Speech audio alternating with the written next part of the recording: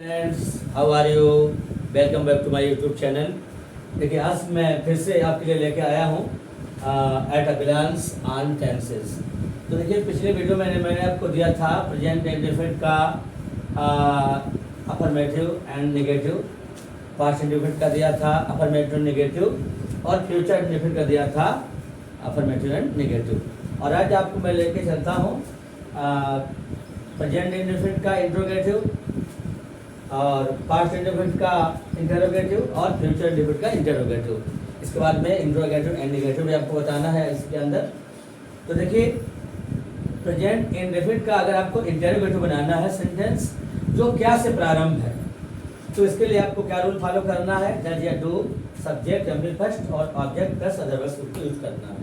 आप जानते हैं पहले से ही कि कर्ता एक वचन का है तो सेंटेंस डज से प्रारंभ होता है, और कर्ता बहुवचन का है तो डू से प्रारंभ होता है, राइट। और पास्ट के इंडेफिनिट में चलते हैं लेकर के। तो इसमें देखते हैं क्या से प्रारंभ अगर कोई सेंटेंस है तो आपको डिड से प्रारंभ करना है, और इसका अंतर्गत कर्ता चाहे एक वचन का हो या बहुवचन का हो, आपको डिड से ही प्रारंभ करना है। इसके बाद में फ्यूचर इंडेफिनिट के इंट्रोगेटिव में चलते हैं तो देखते हैं अगर क्या से प्रारंभ सेंटेंस है तो हमारा शैल विल से प्रारंभ होता है। एक हाँ, इस बात का ध्यान रखना है कि अगर क्या के बाद अगर आ गया मैं या हम आ गया तो आपको शैल विल से प्रारंभ करना है, और वह, तुम, वे, अगर ये सब आ गया तो आपको विल से प्रारंभ करना है, राइट। तो इसके बाद आते हैं नोट। एक नोट है इसमें कि यदि कोई प्रश्नवाचक शब्द सेंटेंस के बीच में आता है तो उसकी अंग्रेजी सबसे पहले बनाते हैं, और ये रूल लागू होता है आपका प्रेजेंट इंडेफिनिट के इंटरोगेटिव में भी, और फ्यूचर इंडेफिनिट के इंटरोगेटिव में भी, और फ्यूचर मतलब ये रूल आपका लागू होता है प्रेजेंट इंडेफिनिट के इंटरोगेटिव में भी, पास्ट के इंटरोगेटिव में भी, और फ्यूचर इंडेफिनिट के भी इंटरोगेटिव में। और ये जो रूल मैं लिख दिया कि यदि कोई प्रश्नवाचक शब्द सेंटेंस के बीच में आता है तो उसकी अंग्रेजी पहले बनाते हैं। ये इसमें भी लागू है, इसमें भी लागू है, इसमें भी लागू है। अब देखते हैं, मैंने एग्जाम्पल लिख दिया है।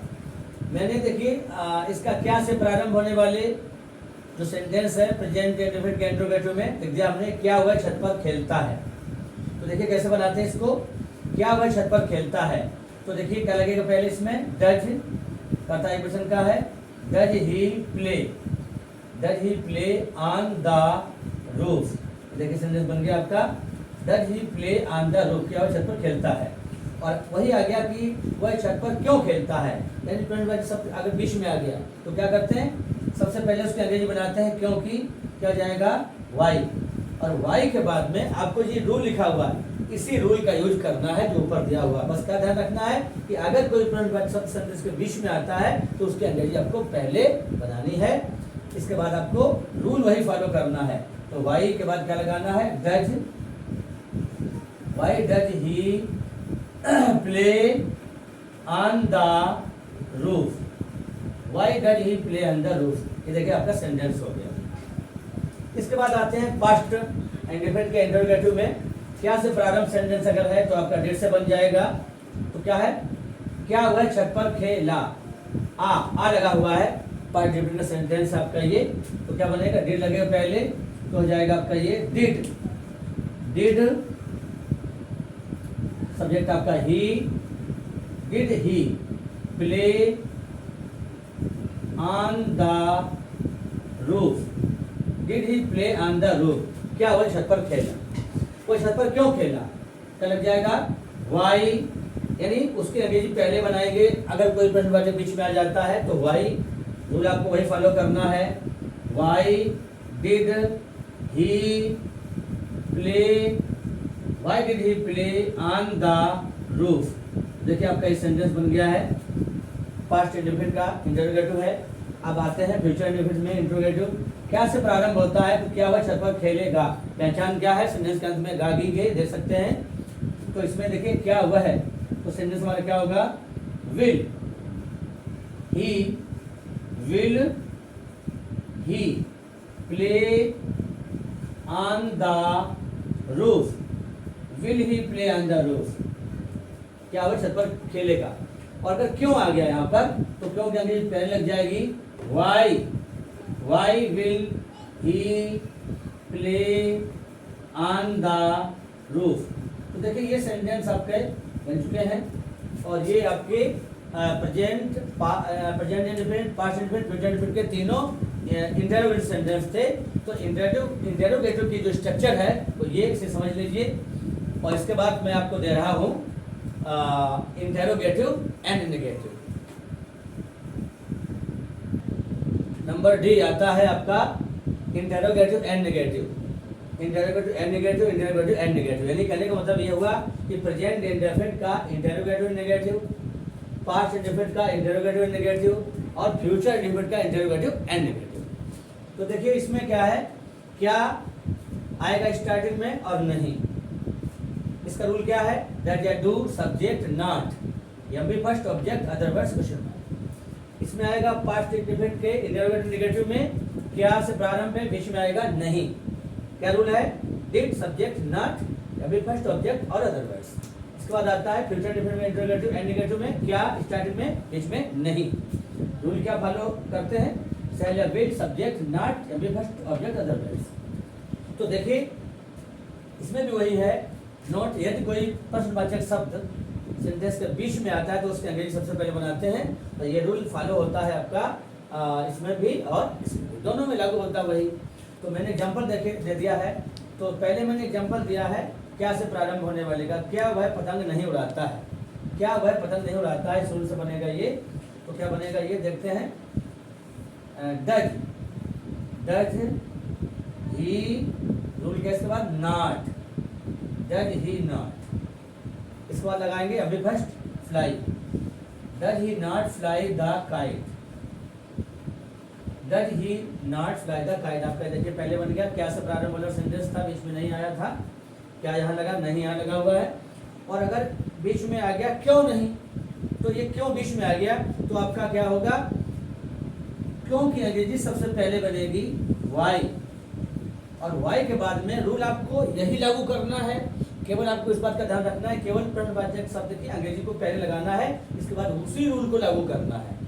तो वाई डज ही नॉट,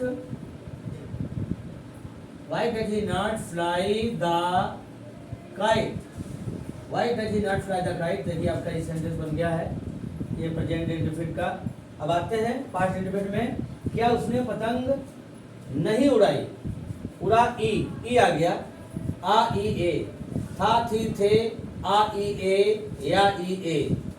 तो देखिए तो आपको डिड से प्रारंभ करना है, तो क्या बनेगा ये, did he not, did he not fly the kite.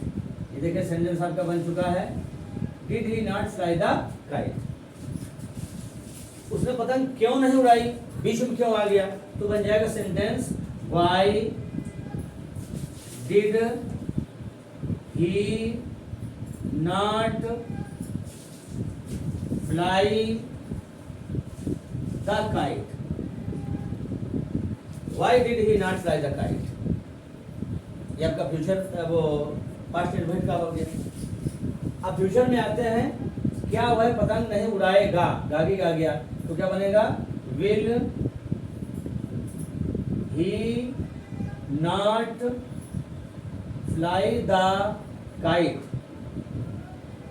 ये देखिए क्या से प्रारंभ वाला सेंटेंस हो गया, वह पतंग क्यों नहीं उड़ाएगा, तो आपका लग जाएगा why will, why will he not fly the kite, why will he not fly the kite। तो आपका ये हो गया इंटरोगेटिव एंड नेगेटिव। तो ये आपको क्या से प्रारंभ होने वाले और क्वेश्चन वर्ड वाले, ये मैंने आपको इंटरोगेटिव एंड नेगेटिव दे दिया है। तो आज अब मैं इतना ही देना चाहूँगा। अब मैं कह सकता हूँ कि प्रेजेंट इंडेफिनिट, पास्ट इंडेफिनिट और फ्यूचर इंडेफिनिट के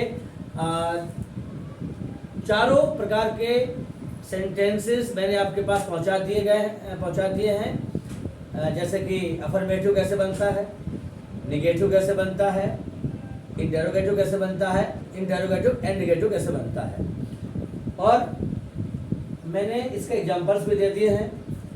इसके पहले वीडियो में मैंने आपको एग्जांपल नहीं दिए थे, तो मैं अफर्मेटिव, नेगेटिव और आज के जो मैंने दिए हैं, मैं सारे 10-10 सेंटेंस लगभग सभी के प्रैक्टिस के लिए अपलोड कर देंगे जल्दी ही, 1 ही 2 दिन के अंदर, जिनको आपको प्रैक्टिस करना है इन रूल्स को देखते हुए, समझ करके।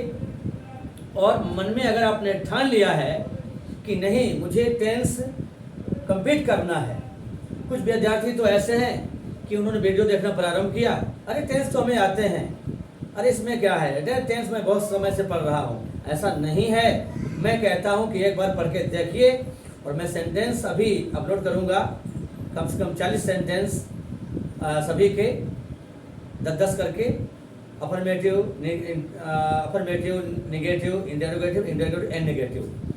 तो आप देखेंगे तो आपको खुद पता चलेगा कि वास्तव में हमें कितना आता था, कितना नहीं आता था। इसलिए मैं आपसे बार बार कहता हूँ कि उन सेंटेंसेस की प्रैक्टिस अवश्य करें। मैं ये भी जानता हूँ कि इंटेरोगेटिव एंड नेगेटिव जब आप सेंटेंस बनाएंगे तब आपको थोड़ी सी दिक्कत होगी। बहुत सारे प्रश्नवाचक शब्द ऐसे होंगे जो आपको नहीं आते होंगे, फिर आप पूछेंगे सर ये कैसे बनाएं। खैर मैं आपकी हेल्प करूँगा। तो तब तक के लिए मैं आश्वासन देता हूँ कि आप केवल पहले रूल कंप्लीट करिए, इसके बाद मैं जो भी आपकी हेल्प होगी वो करेंगे जल्दी, ज़्यादा से ज़्यादा। तो सबसे पहले मेरा यही कहना है सब लोगों से कि ज़्यादा से ज़्यादा संख्या में हमारे चैनल को सब्सक्राइब करें और अपने फ्रेंड्स को हमारे वीडियो शेयर करें, लाइक करें, कमेंट्स करें।